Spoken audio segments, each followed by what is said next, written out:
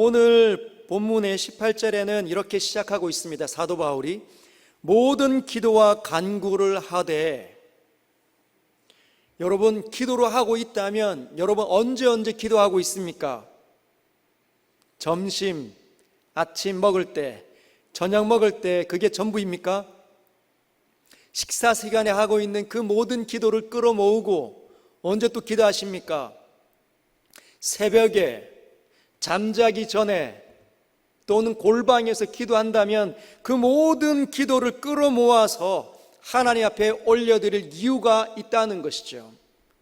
왜 사도 바울은 모든 기도와 간구를 해야 하는지 오늘 우리에게 이렇게 도전합니다. 10절에 보면 10절 이후부터 나타나는 일이 있기 때문입니다. 10절에 보면 끝으로 너희가 주 안에서와 그 힘의 능력으로 강건하여지고, 나오는 상황이 있는데 우리 모두가 강건해지기를 원하는 일을 힘써야 된다고 우리에게 도전하면서 11절에 이런 말을 합니다.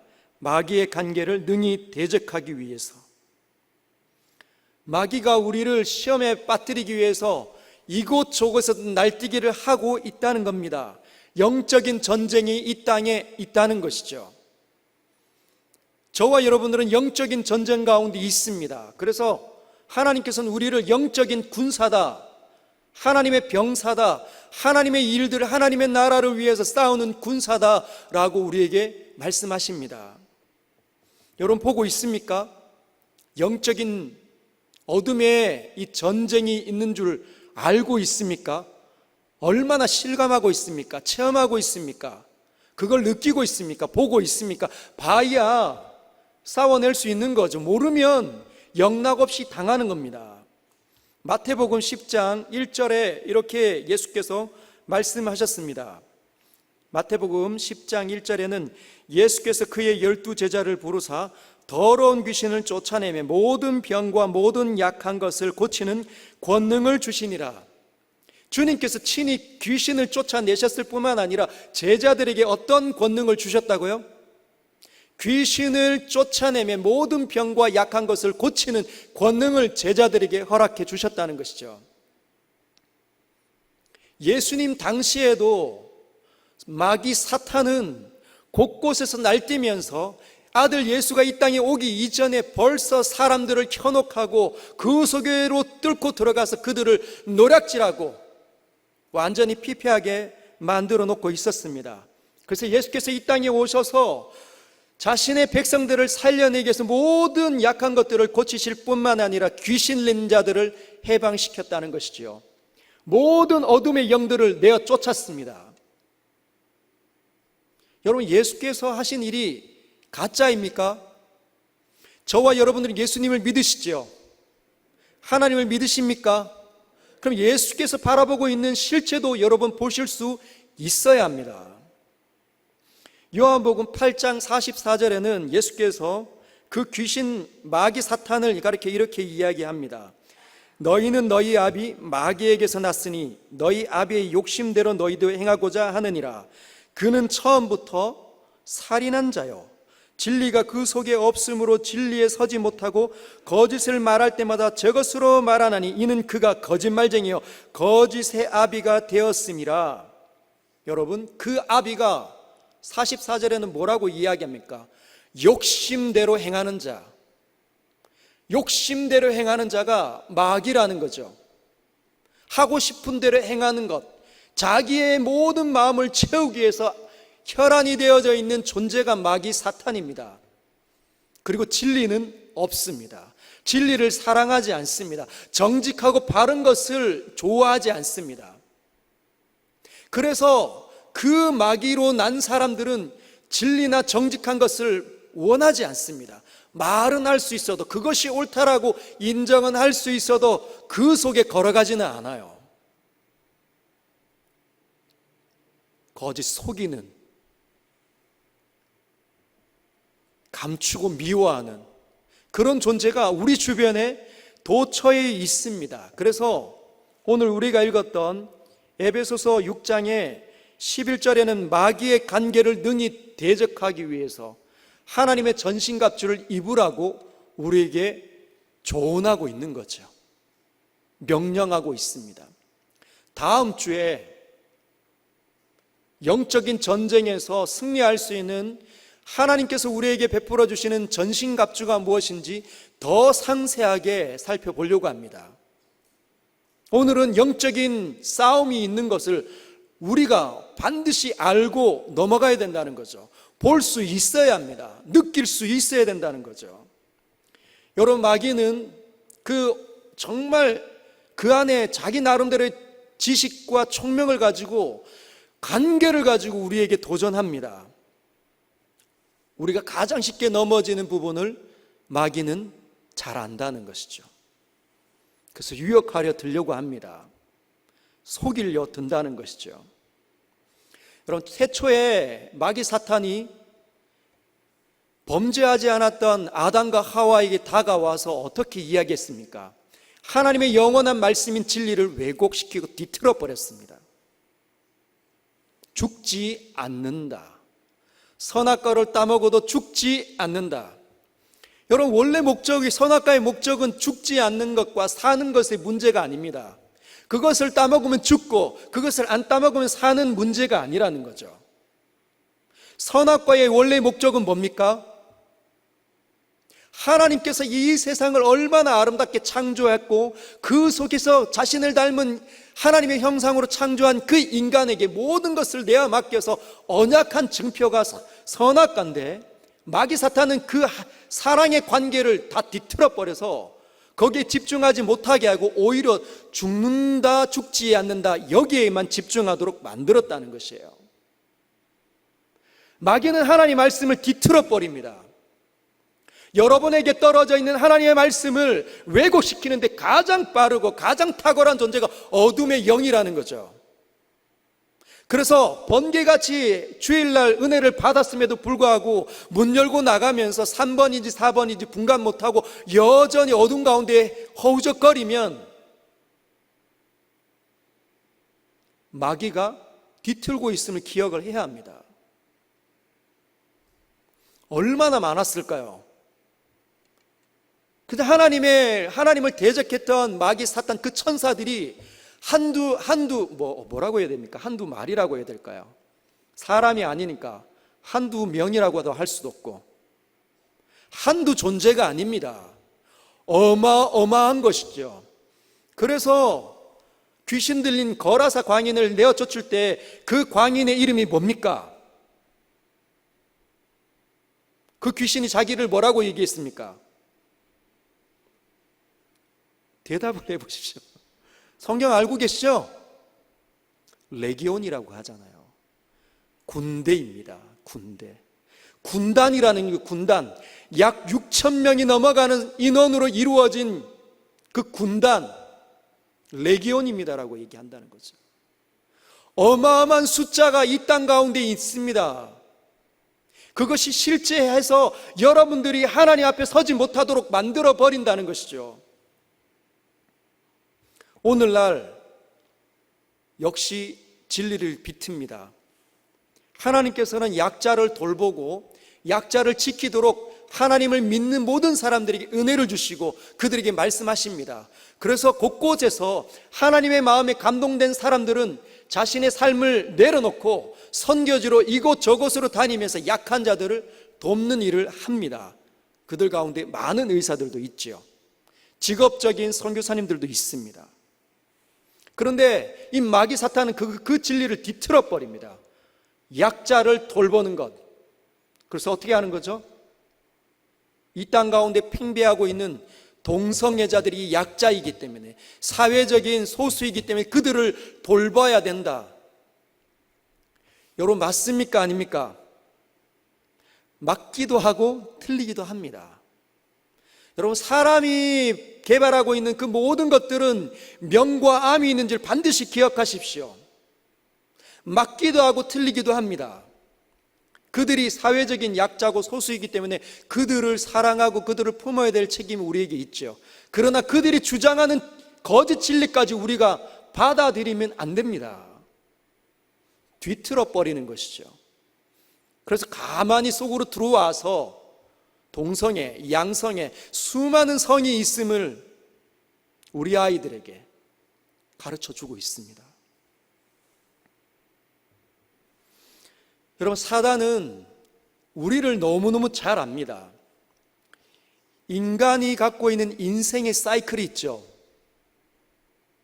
있지 않습니까? 잘 될 때가 있고 안 될 때가 있습니다.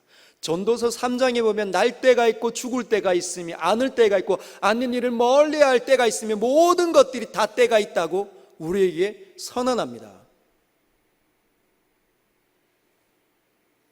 그러면 그 때가 있다는 말은 우리가 항상 기쁜 일만 일어나지 않는다는 거예요. 여러분, 사람이 항상 기쁘면 어떻게 될까요? 항상 업이 되어서 살고 있으면 죽습니다. 그래서 항상 몰입하기만 해도 죽습니다. 그래서 밤이 있고 낮이 있도록 하나님께서 지혜롭게 만드셨다는 거죠. 그런데 우리가 멍 때리는 순간에 항상 기뻐하지 않고 약간 내 자신을 차분하게 하는 그 순간을 사단은 정확하게 틈타서 뚫고 들어온다는 것이죠. 특별히 우리가 낙심할 때를 노립니다. 우리는 낙심하는데 얼마나 빠른지 몰라요. 시험 공부를 하는데 열심히 노력한 만큼 성적이 안 나오면 낙심합니다. 여기에 있는 학생 여러분, 대학생 여러분 마찬가지라는 거죠. 최선을 다했는데 나보다 노력을 별로 안 한 아이가 성적 장학금을 받으면 낙심되는 거죠. 그리고 실직하게 되면 낙심할 수밖에 없습니다. 오늘날과 같이 코로나로 인해서 경제가 어려운데 사업이 잘 일어나지 않으면 버티는데도 어렵죠. 그러면 낙심이 찾아올 수 있습니다. 남편이 가만히 던지는 말에 낙심이 찾아올 수 있습니다. 내가 정말 결혼하고 평생 검은 머리가 팥뿌리가 될 그런 각오로 선택한 사람이 저 사람이 맞는가? 그 맹세가 무용지물같이 느껴질 만큼 별말 아닌데도 낙심이 찾아올 수 있습니다. 아내가 던지는 말도 마찬가지입니다. 자녀들이 태어나서 얼마나 아름답고 예쁩니까? 눈에 넣어도 아깝지 않죠? 손자, 손녀는 더할 것도 없습니다. 그죠? 손자, 손녀 막 줄줄 빨고 있지 않습니까? 막 딸과 사위가 싫어할 정도로. 여러분, 그런데 그 사랑하는 아들과 딸이 또는 손자, 손녀가 거짓말하면 얼마나 절망스러운지 몰라요. 목사 자녀인데 여러분, 저희가 저의 자녀들을 거짓말하는 법을 가르쳐 받겠습니까? 이렇게 하는 것이 싸우는 거야 라고 가르쳐 받겠습니까? 번개같이 한다는 것이죠. 서로 싸우고 서로 거짓말하고 미워하면 그 모습을 보는 믿음의 엄마 아빠는 무너지고 좌절스럽습니다. 그런데 사탄은 정확하게 안다는 거예요. 여러분이 무엇에 좌절하는지 무엇에 절망하는지 그 틈을 틈타서 여러분에게 뚫고 들어와 여러분을 그 자리에서 끌어내린다는 거죠. 그래서 12절을 보면 그 사탄이 사람이 아니라고 이야기합니다. 우리의 씨름은 혈과 육을 상대하는 것이 아니요 살과 피가 있는 사람을 상대하는 것이 아니다. 그 사람들을 유혹하고 넘어지게 하는 그 너머에 있는 영적인 실체를 보아라라고 우리에게 도전하고 있습니다. 여러분, 남편을 미워하십니까? 자녀들 때문에 한심스럽습니까? 아니면 지체들 때문에, 여러분을 시험에 빠지게 하는 사람들 때문에 여러분 마음이 아프고 괴롭습니까? 그 너머에서 그들을 사용해서 나에게 다가오는 영적인 실체를 바라볼 수 있어야 합니다. 근데 얼마나 오늘날 살고 있는 크리스찬들이 영적인 실체에 무지한지, 얼마나 무감각한지 모릅니다. 저 사람이 잘못해서, 저 사람은 나쁜 사람이야, 그래서 그 사람을 향해서 모든 미움과 저주를 다 퍼부었죠. 물론 그 사람이 나쁜 짓을 했을 수 있습니다. 못 떼먹었을 수도 있어요. 말도 함부로 하고 기질도 굉장히 나쁘고 삶의 진전 하나도 없는 3번인지 4번인지 분간할 수 없는 영적인 침체가 있는 사람일 수 있습니다.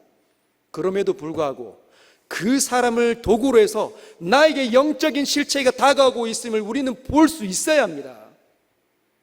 보지 못하면 싸울 수 있지 않다는 거죠.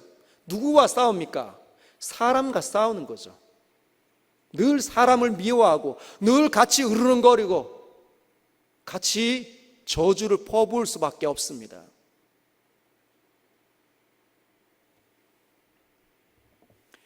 여러분, 사단은 진짜 강력합니다. 노예에 가보면 교회가 얼마나 많이 위기를 맞고 있는지 여러분 모릅니다. 실제로 시간이 많이 오래되면서 전도는 잘 안 되는 상황에 이르렀습니다. 하나님을 믿는 사람들의 이 삶의 수준이 너무 바닥이기 때문에 하나님을 인식하고 살고 있지 않고 세상을 기웃기웃거리며 세상에 요동당하고 끌려다니고 있기 때문에 하나님처럼 말하지 못하고 하나님처럼 생각하지 못하기 때문에 윤리와 도덕이 땅에 떨어져 있죠. 그래서 전도가 잘 되지 않습니다. 전도가 잘 되지 않으니 시간이 흐르면 흐를수록 그 교회가 늙어갑니다. 노인들만 앉아있는 교회가 수룩하다는 거죠. 우리나라 자체가 벌써 늙어가는 나라가 되어서 어떤 지역에는 젊은이들이 거의 없는, 얼마 남지 않은 시간이 지나면 그 도시나 그 지역 자체는 아마 괴멸할 것 같은 그런 위기에 그런 지역들도 꽤 많이 있습니다. 그것처럼 교회도 마찬가지인 거죠. 그런데 잘 안 자라다 보니까 마귀가 틈타서 그 노인들이 앉아있는 그 교회라도 애를 써서 기도하고 말씀으로 연구하고 하나님을 영접한 사람들이 더 많아지고 하나님을 강력하게 믿는 일들이 많아지면 거기라고 부흥 안 되겠습니까? 생명이 거기에 있는데. 근데 패배주의가 어둠의 영의 그림자가 얼마나 짙은지 우리는 안 돼. 우리는 일어설 수가 없지. 그런 마음이 있는 사람들에게 사단이 틈타서 목사님이 장로님들과 함께 더불어 다투고 장로님들이 장로님과 더불어 다투고 별것 아닌 거로 갈라지는 교회가 얼마나 많은지 몰라요.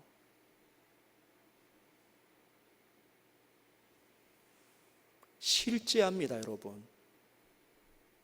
우리가 깨어 있지 못하면 지금 서연교회가 막 은혜 가운데 있죠. 여러분, 벌써 이번 주에 들썩들썩거리고 있습니다. 약 200명 가까운 성도들이 묵상학교에 지원해서 하나님 말씀에 벌써 화요반 같은 일주일 가까운 4일에 가까운 시간을 묵상하고 있습니다.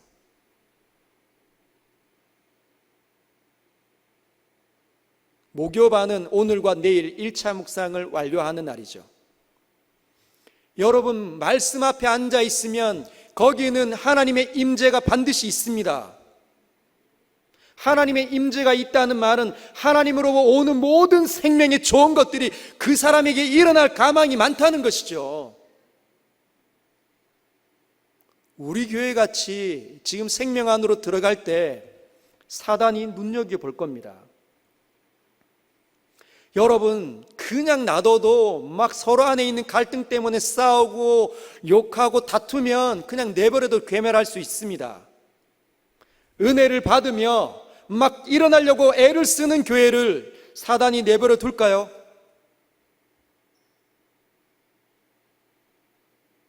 (3번이었고) (4번인) 사람이 발버둥 치며 애를 쓰려고 말씀 앞으로 기어 나가는 순간 사단이 눈여겨봅니다. 어쭈, 제법이네.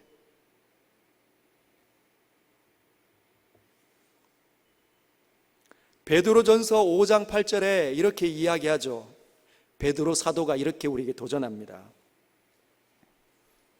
근신하라 깨어라 너희 대적 마귀가 우는 사자같이 두루다니며 삼킬 자를 찾나니. 예수님을 따라다녔던 수제자 베드로가 성경을 기록했는데 디아스포라였던 그 모든 사람들에게 편지하기를 근신하고 깨어라, 자기 자신을 지켜라, 영적으로 민감해라. 왜냐하면 너희의 대적 마귀가 우는 사자처럼 먹을 것을 찾아 이리저리로 다니고 있기 때문이라는 겁니다. 사단이 보고 있다니까요. 여러분들이 은혜를 받기 시작하면 사단은 여러분을 쳐다볼 겁니다. 말씀 앞에 집중하지 못하도록. 여러분, 특별히 신방을 하면 항상 느끼는 게 있습니다. 그 가정이 신방을 받을 때, 여러분, 신방 받는 게 뭡니까? 대신방에서 하나님께서 1년 동안 나에게 축복 줄 말씀, 그 오는 게 신방이 아니에요. 목사님이 여러분의 가정을 방문하는 게 신방이 아닙니다. 담임 선생님이 우리 집에 찾아오는 게 신방 같은 그런 게 아니에요. 신방이라는 개념은 뭐냐면, 제가 여러분을 만났는데 1년 전에 만났다면 1년 후에 만날 때 하나님과 여러분의 이 사귐이 얼마나 유지되고 있는지, 아니면 지속되고 있는지, 아니면 멀어져 있는지, 그것을 파악해서 그 속에서 다시 하나님과 여러분을 이어주고 나오는 자리가 신방입니다. 근데 사모함이 아무도 없다면, 우리 목사님 안 왔으면 좋겠다, 피곤한데, 집 정리하기 힘든데, 그러면 여러분의 영적인 상태는 여전히 누군가가 케어해 줄 수 없는 상태에서 있는 거죠. 제가 여러분의 집을 방문하지 않아도 됩니다. 요즘같이 온라인으로, 줌으로 만나면 얼마나 좋습니까? 집 정리 안 해도 되고. 그런데 제가 신방을 많이 다녀봐서 그 성도님들이 이렇게 항상 이야기합니다. 목사님, 신방 받을 때 준비하는 게 얼마나 힘든지 모르지만 오시니 참 좋네요. 왜냐하면 목사님이 오시니까 지금까지 묵었던 우리 집안에 있는 모든 때들을 다 벗겨냈습니다. 모든 구석구석에 있는 쓰레기들은 다 치우는 거죠. 제가 안방까지 안 가도 혹시나 문 열고 들어올까 봐. 얼마나 정리를, 화장실에 들어오셔서 볼일을 보실 때 더러움이 있을까 봐 온 묵은 때들을 다 벗겨내는 겁니다.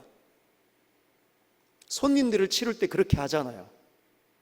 얼마나 유익이 있습니까? 우리 자신은 누군가가 올 때 게으름이, 안일함이, 나태함이 결탁되어서 거부하고 싶어 한다는 꼭 기억하십시오.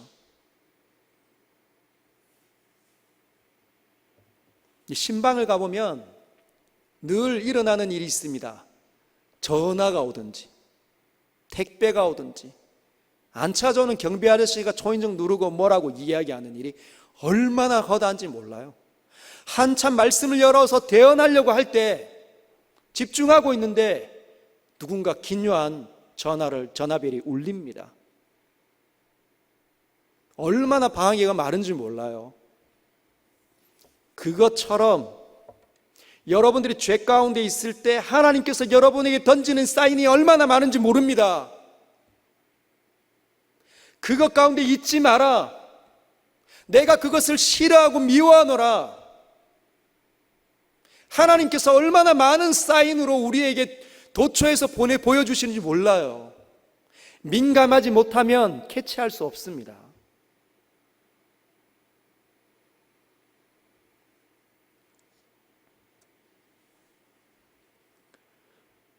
삼 번 신자로 전락되고 있는 사람, 사단이 서행교회 도구로 사용할 기회를 많이 노릴 겁니다. 왜냐하면 3번에서 2번 신자로 지금 옮겨가고 있는 사람 꽤 많기 때문에 우리 교회를 흔들기 위해서 3번과 4번을 노릴 겁니다. 그래서 제가 지난주에 우리 교회 1번부터 4번까지 신자가 있는데 어떤 증상이 있는지 여러분에게 신랄하게 그 안에 목사도 있을 수 있음을 알고 다 보여드린 겁니다. 어떤 사람은 고난이 찾아오면 영락 없습니다. 왜 하나님 나를 안 도와주시는 거야? 나 이렇게 하나님 앞에 최선을 다해서 예배 드리는데 그 사람이 최선을 다하고 있을까요? 하나님 앞에 친밀할까요? 하나님과 친밀한 것이 더 강력하면 강력할수록 나에게 일어나는 고난이 해석이 안 되겠습니까? 나에게 일어나는 고난과 어려움이 왔을 때 해석이 안 된다는 말은 내가 여전히 하나님과의 관계가 친밀하지 못하다는 뜻이죠. 눈이 가려져 있기 때문에 원망과 불평이 하나님을 향할 수 있습니다. 하나님 나를 안 도와주신다. 그리고 게으르는 거죠. 아, 귀찮다. 교회는 일주일에 한 번만 나가면 되지. 예배는 뭐 하려고 2번씩 3번은 드리나. 정신 나간 사람들이야. 어리석은 겁니다. 여러분, 예배를 한 번만 드려도 됩니다. 날마다의 삶이 하나님 앞에 거룩한 예배인 사람은 괜찮습니다. 근데 일주일에 하나님 만나는 시간이 예배 한 번밖에 없다. 그러면 그분은 수요일도 나오셔야 되고 금요일도 나오셔야 되고 새벽에도 나오셔야 합니다. 나오셔야 하나님 말씀을 들을 수 있잖아요. 성경을 펼치기가 너무너무 쉽지 않습니까? 이거 몇 그램 될까요? 0.1g도 안 되는 이 종이가 여러분 이 펼쳐지기가 그렇게 어렵습니다. 한 장 넘어가기가 얼마나 어려운지 몰라요. 인간의 타락한 본성이 그렇습니다. 그래서 바쁘다. 여러분 바쁠까요? 실제로 바쁩니까? 하나도 안 바쁩니다. 밥 먹을 수 있는 시간, 잠잘 수 있는 시간 1시간 줄이면 되죠. 제가 저희 아이들한테 항상 이야기하는 게 있습니다.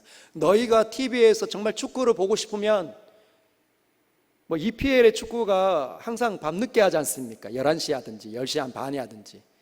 그러면 그걸 너희가 보고 싶으면 너희의 잠자는 시간을 줄여라.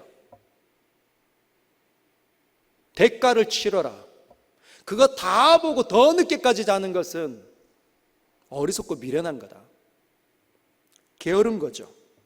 여러분, 바쁘다 하더라도 하나님의 말씀을 읽지 못할 만큼 바쁜 일이 있습니까? 성경은 곳곳에서 사람이 떡으로만 살 것이 아니라 하나님의 입에서 나오는 모든 말씀으로 살아야 된다. 반드시 그렇게 살도록 지음을 받은 사람이 인간이다라고 얘기하는데도 불구하고 하나님 말씀을 먹지 않는다. 무엇에 바쁠까요? 그러면 하나님 믿는 것에 대해서 회의가 일어나기 시작합니다. 이제 하나님 믿어서 별 수 없지, 재미 하나도 없지. 그러면 이제 마귀 사탄, 사자같이 우는 마귀 사탄의 입에 껌처럼 질근질근 씹히고 있음을 기억을 해야 합니다. 정말 빛나는 상태로 지음받아서 예수 그리스도의 십자가를 깨닫고 그 부활의 소망을 얻은 사람이, 그 빛나는 상태인 사람이 다 망가지는 거죠. 표정이 어두워지고 말은 나빠지고 행동도 나빠집니다. 이리저리로 뛰어다닙니다. 그래서 사람들 만나는 사람들에게 다 고통스러움을 안겨주는 거죠. 교회를 시험 알아드는 사단, 여러분 보실 수 있어야 합니다. 깨어야 볼 수 있습니다. 깊은 영적인 잠에 있다면 깨우셔야 합니다. 누가 깨울 수 있습니까? 잠자던 자가 깨어날 수 있나요? 잠자고 있는 사람은 절대 못 깨어납니다. 자고 있기 때문에. 누가 깨울 수 있습니까? 깨어난 사람이, 영적인 침체에 있다가 다시 깨어난 사람이 옆 사람을 흔들 수 있는 거죠. 저렇게 살면 안 되는데, 분명히 사단의 노예가 될 수 있는데, 도구가 될 수 있는 전략의 기회가 있는데 내가 깨워줘야 되겠다. 그 사람에게 하나님의 은혜가 있습니다. 그래서 10절에 이렇게 이야기한 거죠. 너희가 주 안에서와 그 힘의 능력으로 강건해져야 한다. 그래서 13절에 하나님의 전신갑주를 입어야 능히 싸워낼 수 있고 이겨낼 수 있다는 거죠. 그 승리하기 위해서. 그래서 그 전신갑주와 영적인 싸움이 다 드러났을 때 18절, 오늘 읽었던 18절에 이를 위해서 모든 기도와 간구를 해야 한다는 겁니다. 여러분, 여기에 있는 모든 기도할 때 기도는 프로스케, 한번 따라할까요? 프로스케, 이게 기도라는 단어입니다. 여러분, 혹시 히브리어로 테필라라는 단어를 들어보신 적 있습니까? 테필라, 그게 기도입니다. 기도. 여러분, 이 기도는 하나님을 떠올리는 것을 기도라고 유대인은 그렇게 알고 있습니다. 한번 따라할까요? 하나님을 떠올린다, 하나님을 인식한다, 그게 기도하는 사람의 목적입니다. 여러분이 내가 기도하겠다 할 때는 하나님을 떠올리는 겁니다. 하나님을 즉각적으로 민감하게 인식한다는 뜻이죠. 하나님과의 교제가 바로 기도의 자리입니다. 하나님과 우리는 교제하도록, 교통하도록 지음받았습니다. 우리 지금 화요반과 목요반에 묵상을 가르칠 때 제가 하나님과 우리 사이에 커뮤니케이션이 일어난다고 가르쳐 드렸는데, 커뮤니케이션, 교통이 어떻게 일어나느냐, 하나님께서 우리에게도 말씀하시고 우리도 하나님께 말을 합니다. 이게 교제예요. 인격적인 만남입니다. 만남, 사귐. 하나님의 소리가 우리에게 들리는 것, 그리고 그 하나님의 소리를 듣고 내가 반응하는 겁니다. 그게 교제예요. 그런데 어떤 사람들이 기도를 보면 밑에서 그냥 위로 올라가는 기도밖에 없어요. 위에서 내려오는 걸 한 번도 안 들어. 그분이 뭘 생각하는지, 나에게 뭘 말하는지 한 번도 침묵으로 들어보려고 하지 않으면 그건 인격적인 교제가 그 순간에 일어나고 있지 않다는 거예요. 또는 어떤 사람은 계속 듣기만 하는데 위로부터 계속 내려오는데 한 번도 위로 올라가는 게 없습니다. 반응이, 주님 잘못했습니다. 아, 주님 이런 걸 좋아하시는 건죠. 제가 이렇게 살기를 원하시는 건죠. 알겠습니다. 하나님 놀라우신 분이에요. 이런 반응이 있어야 되는데 이 반응이 없을 때에도 그게 기도가 아닐 수 있다는 거예요. 여러분 어떻습니까? 이단적인 기도를 한번 보십시오. 이단들은 뭐 문제가 일어나기만 하면, 또는 우상을 섬기는 타 종교들은 뭔가 일이 있기만 하면 가서 엎드리는 거죠. 사귐은 절대로 있지 않습니다. 그래서 하나님과의 영적인 만남, 사귐이 기도라는 거죠. 프로스케. 그런데 이 일을 예수님 당시에 요세푸스라는 그 바리새인이 있었는데, 이 사람이 유대 전쟁사나 여러 가지 어떤 역사서를 이렇게 기록을 잘 했습니다. 예수님 당시의 사람이었습니다. 근데 이 사람이 당시의 유대인들이 어떻게 기도를 했냐면 이렇게 표현합니다. 쉐마로 기도를 했다는 겁니다. 뭐로 기도했다고요? 쉐마가 뭡니까? 쉐마 이스라엘, 들으라라는 뜻이 쉐마라는 단어입니다. 들으라 이스라엘아, 하나님은 유일하신 여호와이시니 너는 마음을 다하고 뜻을 다하고 힘을 다하여 주 너의 하나님을 사랑해라. 이것이 쉐마예요. 이걸 어떻게 한다고요? 기도할 때 하나님을 인식하기 위해서 그걸 꺼내는 겁니다. 들으라 나는 나의 모든 영혼과 힘과 육체는 하나님을 사랑하도록 지음을 받았노라. 이 시간에 영원에 계신 하나님을 요청합니다 하고 그 속으로 하나님을 기억해내는 거죠. 그리고 새벽에 유대인들의 그 기도의 모습을 보면 새벽과 밤에 자기 전에 기도를 합니다. 또는 낮에도 한번 기도하죠. 하루에 3번 정도 기도하는데, 그들이 기도할 때마다 무엇을 묵상하느냐? 출애굽을 묵상을 합니다. 왜 그럴까요? 그동안의 역사 가운데, 포로는 넘어가고 다시 돌아오는 일련의 구약의 스토리를 보면 그 출애굽 그 역사를 베풀어 주신 하나님의 유월절을 기억하지 못하고 사람 모든 이스라엘의 엉터리 같은 모습을 보았기 때문에 하나님을 기억해내기 위해서 출애굽을 묵상하는 겁니다.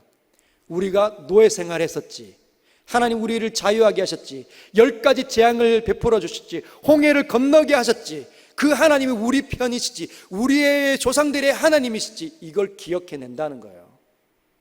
그래서 기도는 뭐냐? 하나님을 떠올리고 인식하는 자리가 기도의 자리입니다. 그러면 초대교회는 이 유대인들의 전통을 따라서 초대교회는 어떻게 이것을 바꾸어 냈을까요?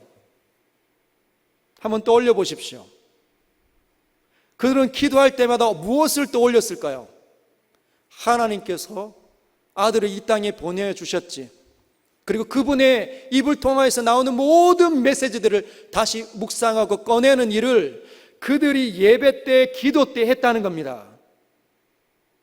여러분들이 하나님 앞에 앉아 들어갈 때마다 하는 일은 첫 번째는 뭐냐? 하나님께서 나에게 아들을 주셨다는 것, 그분이 나에게 있어서 최고의 복인 메시아고 그리스도라는 사실을 기억해내는 것, 그분이 나를 위해서 나의 모든 저주를 대신 짊어지고 십자가에서 죽으셨다는 것, 나를 살려내기 위해서 모든 저주의 사망의 권세를 깨뜨리셨다는 것, 나는 그와 함께 다시 일어난다는 것, 이걸 묵상한다는 거예요.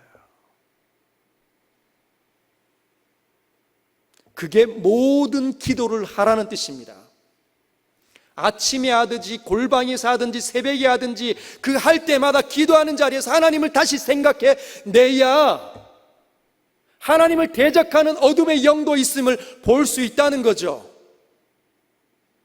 하나님을 기억하지 못하면 나에게 당면한 문제, 내가 당하는 고난, 어려움, 역경, 실패, 좌절, 이것만 가지고 기도할 수밖에 없습니다. 그리고 나에게 시험 들게 하는 저 사람, 나쁜 사람, 저 사람 좀 없애주세요, 저 사람 좀 교회에 옮겨주게 해주세요, 이 얘기만 하는 거죠. 하나님을 인식할 수 있어야 깨달을 수 있습니다. 얼마나 많은지 몰라요, 어둠의 영이. 특별히 중요한 직분 가운데 계신 분들은 더 많이 깨어 있으시길 바랍니다. 그리고 간구라는 이 단어는 한번 따라할까요? 디에시스.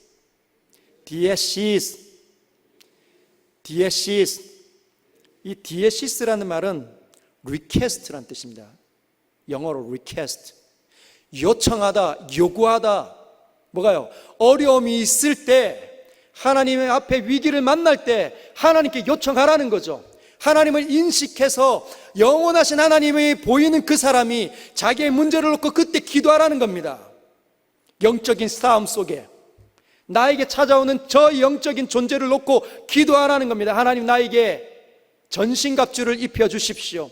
성령의 능력의 무기를 나에게 들려주십시오. 내가 싸워 이기게 해주십시오 하라는 거죠. 요구하고 요청하라는 겁니다. 천군과 천사를 요청하라는 거죠.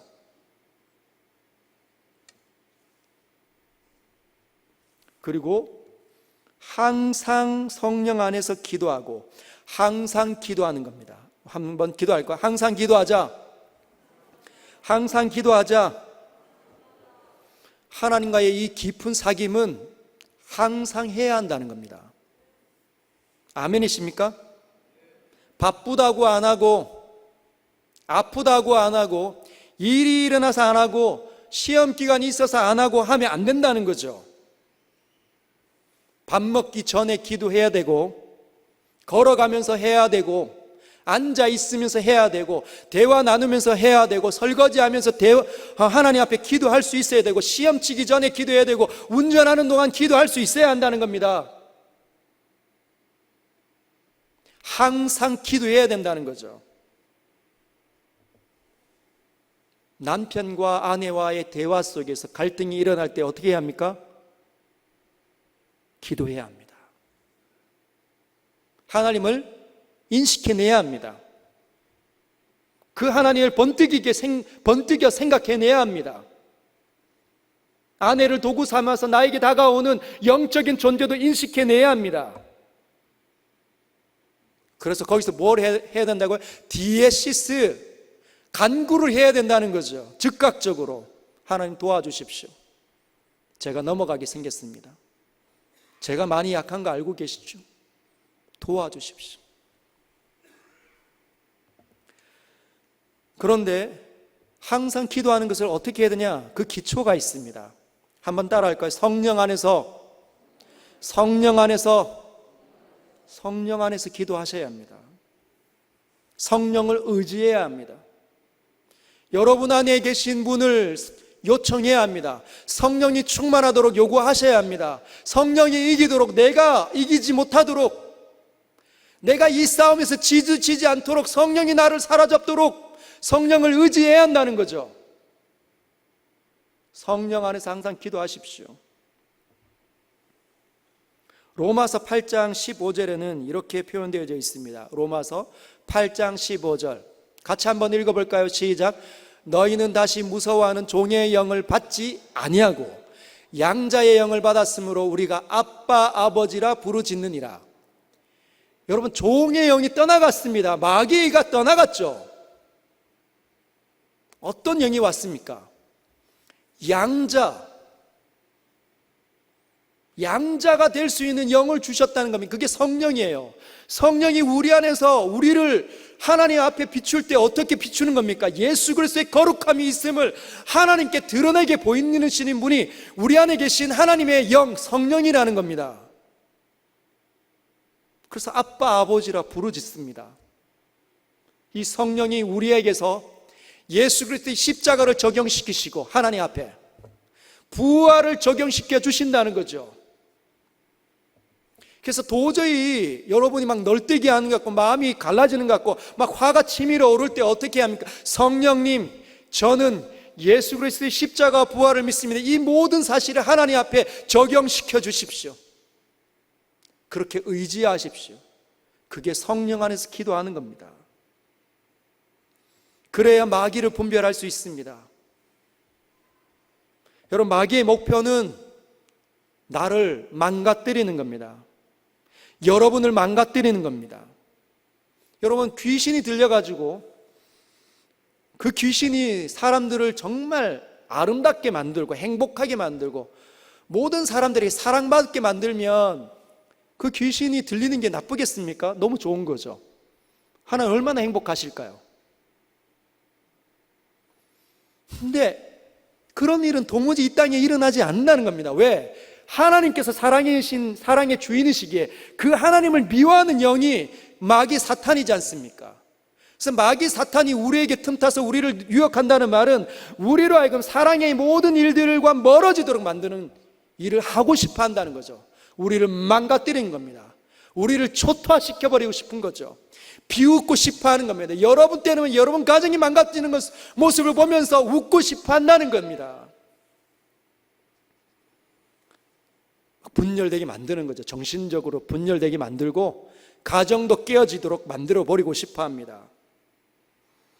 그래서 여러분들이 남의 허물이 크게 보이는 그 순간 틈타서 그 상대의 실수가 너무너무 엄청난 것이라고 자각하도록 만들어버립니다. 유혹한다는 거죠. 그래서 다툼이 일어납니다. 싸움이 일어나는 거죠. 말하고 싶습니다. 상대방의 허물은 말하고 지적하고 싶습니다. 너는 왜 이렇게 했니? 왜냐하면 여러분, 우리는요 판단 내리도록 지음을 받은 존재이기 때문이에요. 원래 우리는 이 세상을 판단하고 이끌도록, 아름답게 이끌도록 통치하도록 지음을 받은 존재이기 때문에 우리 안에 일어나는 모든 것들은 분별하고 진단하고, 그래서 그것들을 말하고 싶어하고 이끌고 싶어하는 게 성향이 남아 있습니다. 그래서 내가 맞다, 너는 틀리다. 어릴 때부터 할머니 그렇게 하는 거 아니야, 할머니 이거 이렇게 해야 돼, 엄마 이렇게 아니야, 아니야. 기억나시죠? 내가 누원에 넣어도 아깝지 않은 손주 손녀를 통해서 얼마나 번개같이 그 말들이 새어나오는지 모릅니다. 어릴 때부터 우리에겐 그런 습관이 되어져 있어요. 그래서 그 구습에 시달리면 영락없이 나에게 다가오는 모든 사람들을 판단해냅니다. 선생님이든지 목사님이든지 권사님이든지 장로님이든지 누구든지 다 판단해내는 거죠. 그러다 다툼이 되면 이제 분노가 일어나게 됩니다. 참지 못하게 되죠. 그럼 아무도 못 막습니다. 여러분, 분노에 사로잡히면 나 스스로도 통제 못합니다. 우리가 화를 내기 시작하면 밤이 낮도록 해가 지기 전에 이걸 풀어야 되는데, 그게 안 되면 그 말은 무슨 말이냐면 분을 끝없이 표출하고 있다는 뜻이에요. 그러면 통제 불가능이 됩니다. 하나님 소리가 들리지 않는 거죠. 그래서 지금 하고 있는 일이 뭐냐? 묵상학교에서 하나님 소리를 더 많이 듣는 훈련을 하는 겁니다. 월요일, 화요일, 수요일, 목요일, 금요일, 토요일, 일주일에 6번 작은 시간이라도 하나님 앞에 늘 앉아서 하나님의 소리를 듣는 훈련을 과연 누가 했습니까? 집요하게 이 본문에서 하나님 무슨 말씀하시는지 물어보는 일을 해본 적이 있습니까? 그럼에도 불구하고 묵상학교에 지원하지 않은 분들은 삶 속에 사셔야 됩니다. 그렇지 않으면 제가 장담하는데 여러분 때문에 여러분의 옆에 있는 사람이 반드시 한 번은 고통스러운 일이 겪습니다. 우리는 우리를 신뢰하면 안 됩니다. 저와 여러분들을 신뢰해서는 안 됩니다. 우리는 예수가 와서 죽어야 사는 존재들이었다는 사실을 꼭 기억해 내십시오. 말씀이 우리를 사로잡아서 말씀의 영이 우리를 친히 가르쳐 주시고 말씀을 먹었기 때문에 하나님으로부터 모든 선한 영향력, 성령의 이 9가지 열매가 맺혀져야 다른 사람들을 이끌고 다른 사람들을 유익하게 하고 다른 사람들을 비로소 사랑해낼 수 있는 사람들입니다. 그렇지 못하면 못한다는 거예요. 꼭 기억하십시오.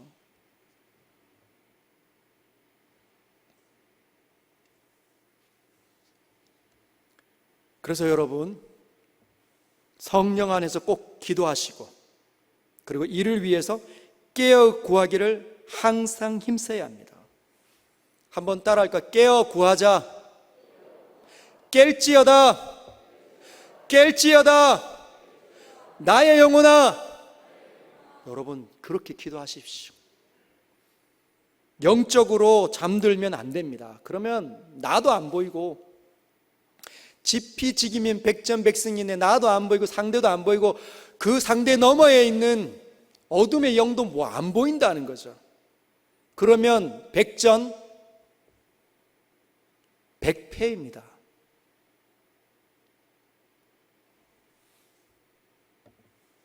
민감해져야 내 마음과 내 가정과 나의 교회를 지켜낼 수 있습니다. 우리 교회가 은혜 막 이제 안으로 막 들어가 있습니다. 제가 느껴지는 것 같아요. 오늘 새벽에도 그리고 저기 뒤에서 금요일날 준비하면서 말씀 준비하는 가운데도 하나님께서 그런 마음을 많이 주셨습니다.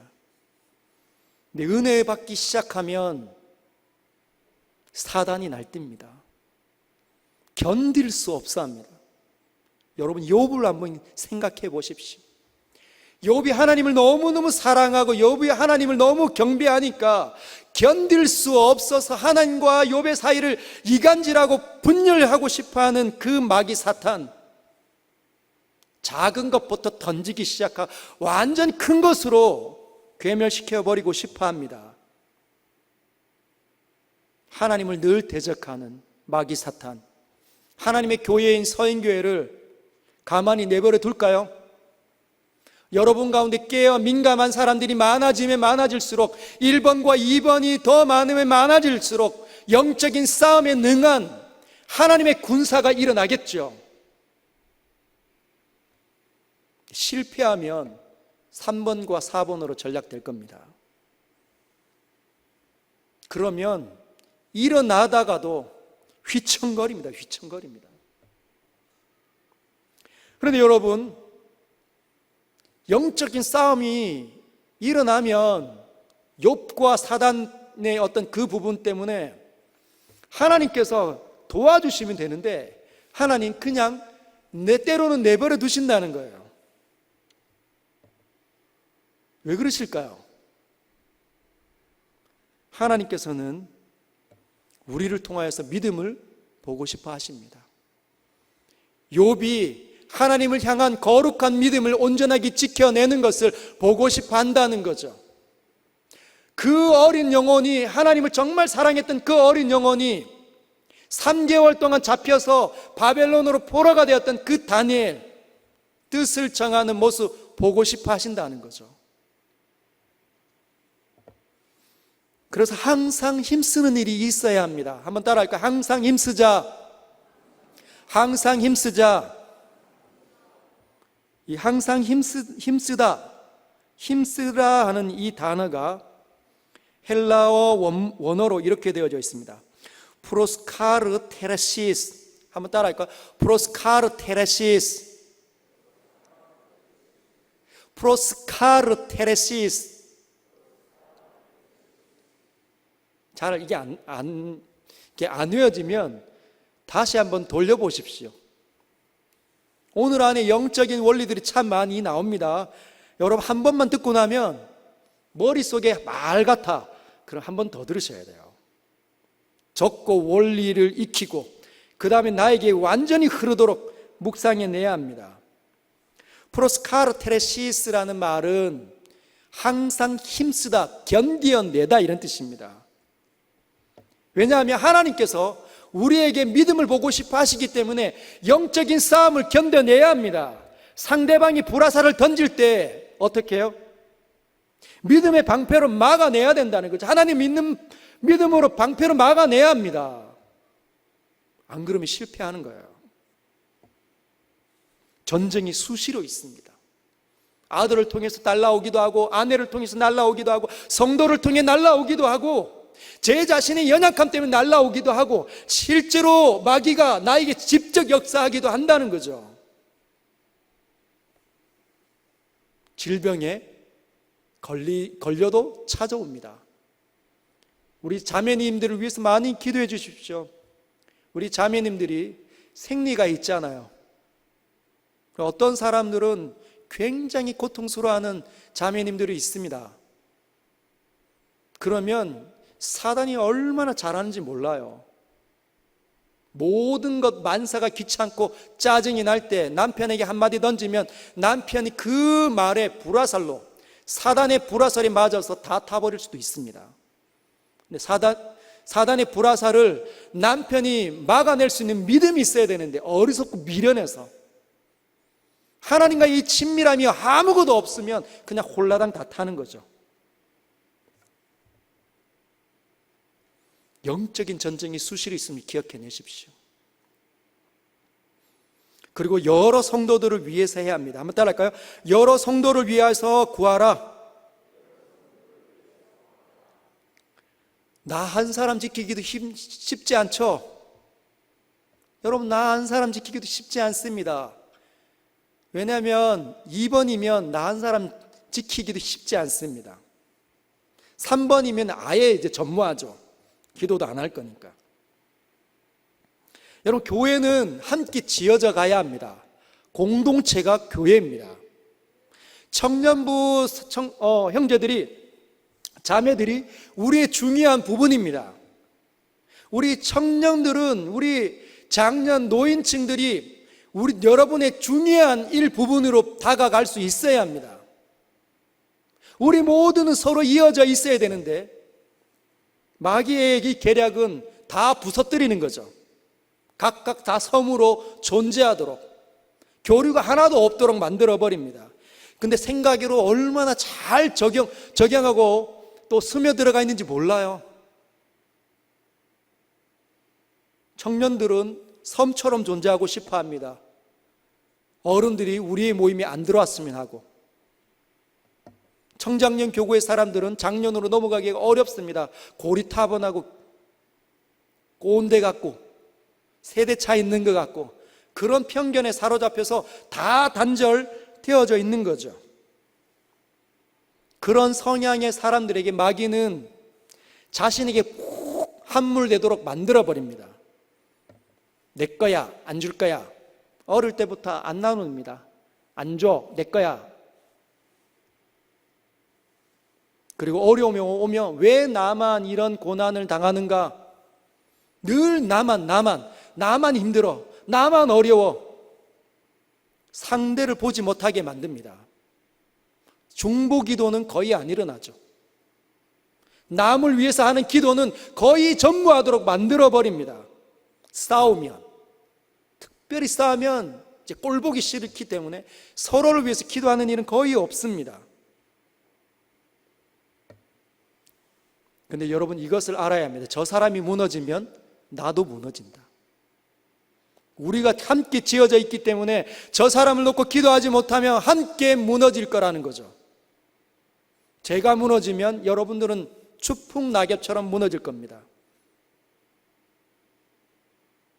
제가 이 날이 선 검과 같은 하나님의 말씀 분별할 수 있겠습니까?